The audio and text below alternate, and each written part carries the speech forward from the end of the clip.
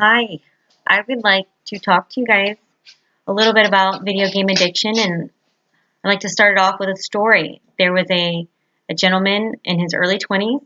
He worked for a marketing company creating websites. He had a girlfriend that he had been with for a while.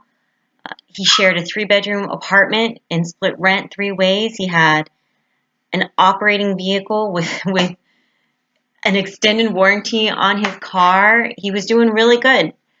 And one day he came home and started playing EverQuest. It is a multiplayer online game.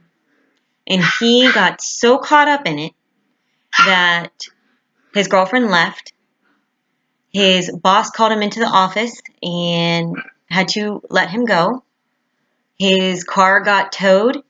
And this was a matter that happened in 3 months.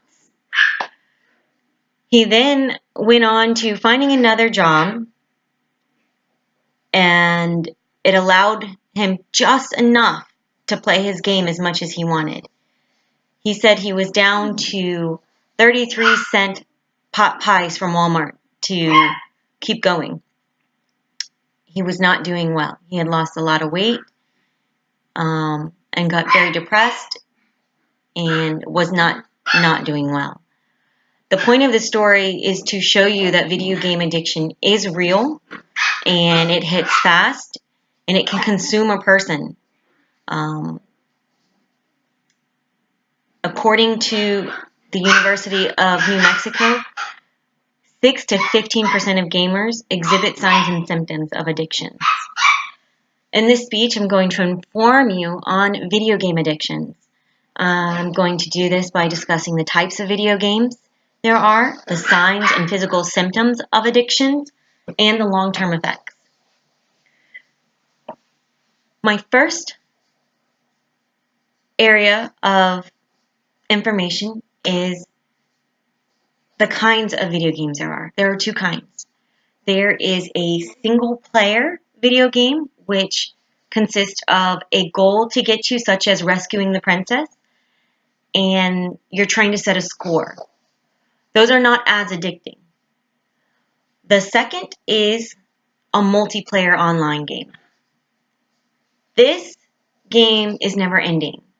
This game allows the individual to create a character that they can identify with, so they feel even more a part of the game.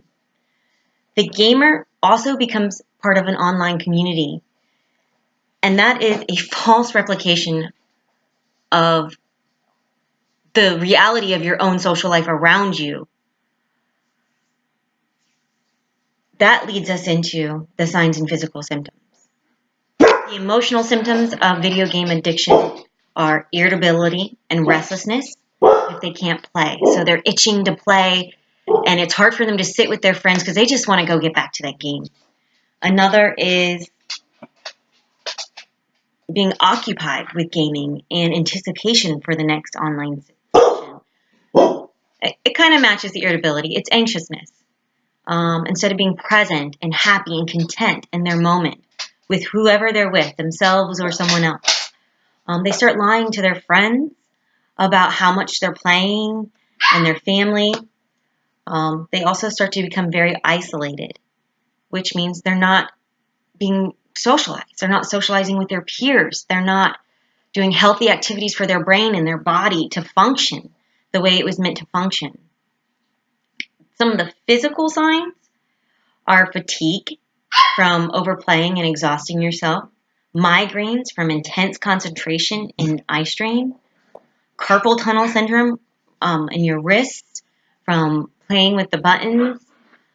Another is personal hygiene starts to lack because these gamers don't want to move. They are just on this rush, this high of continuing to get to the next level, find new weapons, find new pieces to the puzzle. It's a lot. It's a lot, especially for our little ones that are, I would say, 18 and under. Anybody, it's a lot. We all know that healthy habits create healthy habits, and priorities are our health and our mental stability, and our groundings are our families. So when our children start to pull out of relationships and family events, it's heartbreaking. Which is why I'm here, trying to help everyone realize these signs and symptoms and where they can lead. None of us want, our child to be that young man who lost his job, his girlfriend, his car, and is eating pot pies, do we? Which leads me on to our third point, and that's long-term effects and short-term effects. The short-term, diet suffers. Well, when you're not feeding your body properly, you start to crash. Your mind crashes. Emotions can be heightened, or you could be desensitized. Fatigue, rest, so your body can get sick. It can get weak. It can make you not want to go to work. Long-term effects are, number one, social isolation. Okay, you miss family events. I just mentioned that. Financial hardship from missing work, which can lead to being fired, like the gentleman earlier. Academic devastation. You can start to not be able to process your work due to the fatigue or the diet changing. You can just completely remove yourself from reality, and that's not safe. It's not healthy. We all need to come together and recognize this, because it is a big business. It's a huge industry, and we don't want to take our children away from it, because it is kind of part of this generation. But at the same time, limits would be healthy. So after hearing all of this, the signs and the symptoms and the effects and the possibilities, I hope we can all walk away with a better understanding of what to be looking for.